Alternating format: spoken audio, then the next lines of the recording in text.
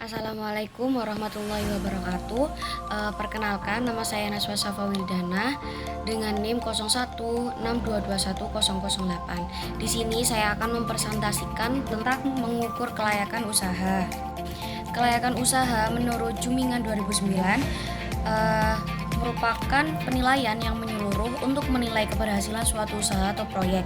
Analisis ini bertujuan untuk menghindari keterlanjuran penanaman modal yang terlalu besar untuk kegiatan yang ternyata tidak menguntungkan. Keuntungan sendiri itu apa sih? Keuntungan atau laba sendiri itu merupakan penghasilan bersih yang diterima sesudah dikurangi dengan biaya-biaya produksi, atau dengan kata lain, laba merupakan selisih antara penghasilan kotor dan biaya-biaya produksi. Pemilik usaha sendiri itu menjalankan kegiatan usahanya untuk mencari keuntungan. Keuntungannya itu hanya didapat apabila pemilik usaha membuat pilihan yang tepat terhadap jenis barang yang dijualnya. Untuk mencari keuntungan dapat digunakan rumus seperti profit atau keuntungan ini sama dengan total revenue yang bisa disebut penerimaan total dikurangi dengan total cost, atau bisa disebut juga dengan biaya total. Kemudian ada break even point atau titik impas. Titik impas ini itu apa sih? Titik impas ini merupakan titik di mana total biaya produksi sama dengan pendapatannya. Titik impas sendiri memberikan petunjuk bahwa tingkat produksi telah menghasilkan pendapatan yang sama besarnya dengan biaya produksi yang dikeluarkan. Selain itu, bagi manajemen dapat memberikan informasi mengenai biaya tetap dan biaya variabel yang dapat digunakan untuk mempertimbangkan tentang penggandaan bahan baku, pemilihan peralatan, dan mengikuti perkembangan proses teknologi. Kemudian ada payback period yang merupakan jangka waktu periode yang diperlukan untuk membayar kembali semua biaya-biaya yang telah dikeluarkan dalam investasi suatu proyek dengan hasil yang diperoleh oleh investasi tersebut. Alasan dasar metode payback period ini adalah semakin cepat suatu investasi dapat ditutup kembali, maka semakin diinginkan investasi tersebut. Kemudian ada net present value. Net present value ini merupakan metode analisis keuangan yang memperhatikan adanya perubahan nilai uang karena faktor waktu.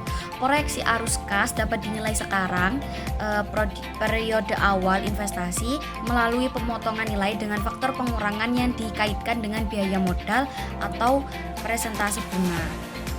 Kemudian ada internal rate of return yang merupakan metode penilaian kelayakan proyek dengan menggunakan perluasan metode nilai sekarang.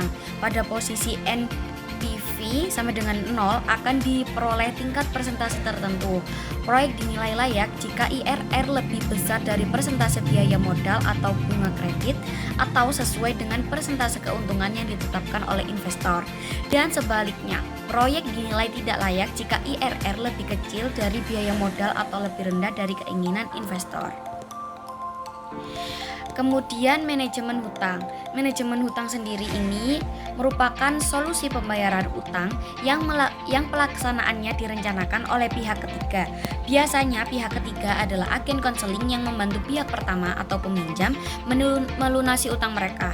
Dalam pelaksanaannya, pihak ketiga akan mengatur jadwal dan ketetapan pembayaran baru untuk melunasi utang sesuai kemampuan peminjam.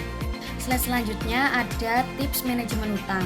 Yang pertama, membuat perencanaan.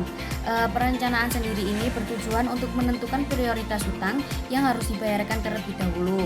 Hal ini bertujuan untuk mengetahui total hutang keseluruhan dan menyiapkan dana yang dibutuhkan. Kemudian yang kedua, jangan menerapkan konsep gali lubang tutup lubang, karena cara ini malah akan semakin memperburuk keadaan dan solusi tersebut tidak akan bertahan lama karena peminjam akan tetap terlilit hutang dan hutangnya akan semakin menumpuk. Kemudian yang ketiga, kelola pengeluaran. Hal yang tentu sudah menjadi bagian dari resiko pengambil hutang. Dengan mengatur pengeluaran, pembayaran hutang dapat dilakukan secara konsisten dan hutang akan segera lunas. Kemudian yang keempat, memanfaatkan aset. Kepemilikan terhadap aset tertentu juga dapat menjadi solusi untuk melunasi hutang. Terlebih lagi apabila aset tersebut dapat digunakan untuk melunasi hutang, aset yang dimaksud itu dapat berupa tanah, perhiasan, emas, atau aset dengan manfaat lainnya. Selain itu, keberadaan aset juga seharusnya dapat menjadi solusi untuk keperluan mendesak. Kemudian yang kelima, mencari sumber pendapatan lain. Tidak bisa dipungkirikan bahwa hutang muncul karena pengeluaran lebih banyak dari pendapatan.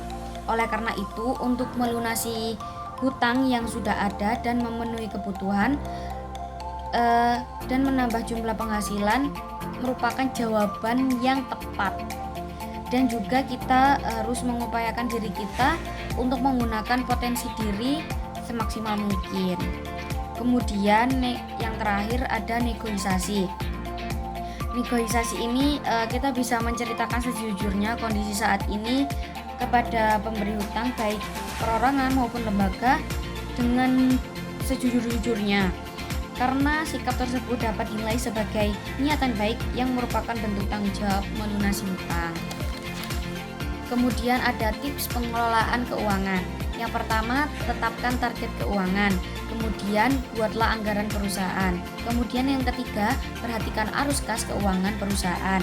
Catat setiap transaksi yang berhubungan dengan uang perusahaan agar mengurangi potensi korupsi. Kemudian yang keempat, pisahkan dana personal dan perusahaan. Kemudian yang selanjutnya ada kelola utang usaha, yang dimana jika terpaksa harus berhutang maka bayarlah tepat waktu. Jika tidak ada keperluan yang genting atau mendesak, alangkah lebih baiknya membayar hutang terlebih dahulu. Karena jika kita sudah dipercaya oleh pihak yang memberikan kita hutang, maka bisnis kita akan memiliki hutang usaha yang sehat. Kemudian ada manfaat laba untuk perkembangan perusahaan. Kemudian memperhatikan kontrak persetujuan dengan pihak ketiga, terutama dari segi keuangannya. Hal ini diperlukan agar tidak tertipu dan tidak merugi. Kemudian yang terakhir, membuat laporan keuangan, karena rekam jejak transaksi perusahaan itu bisa jadi landasan untuk mengukur tujuan keuangan dan membuat anggaran berikutnya. Kemudian yang terakhir ada studi kasus. Saya mengambil contoh studi kasus tentang kelayakan bisnis makanan.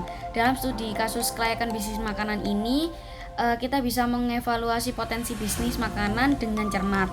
Potensi yang pertama itu ada potensi pasar, yang kita bisa menganalisis pasar makanan yang ingin kita tuju, identifikasi tren makanan yang sedang populer, preferensi konsumen, dan segmentasi pasar yang dapat menjadi target bisnis.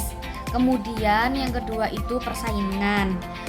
Lakukan riset untuk mengetahui tentang pesaing-pesaing utama di daerah kita ya, termasuk jenis makanan yang mereka tawarkan, harga, dan juga strategi pemasaran yang mereka gunakan. Kemudian sumber daya yang diperlukan, kita juga harus mengetahui dan menentukan lokasi juga yang strategis, kemudian peralatan dapur yang memadai, staf yang terampil, dan suplai bahan baku yang berkualitas. Proyeksi pendapatan dan biaya ini juga penting, karena pertimbangkan juga harga jual yang masuk akal dan perkiraan volume penjualan berdasarkan analisis pasar yang telah kita lakukan sebelumnya. Selain itu juga hitung juga biaya operasional, termasuk biaya bahan baku, sewa listrik, dan gaji karyawan.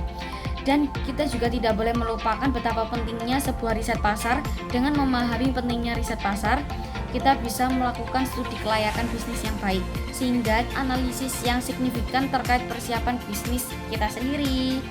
Seperti itu. Terima kasih. Sekian presentasi dari saya. Wassalamualaikum warahmatullahi wabarakatuh.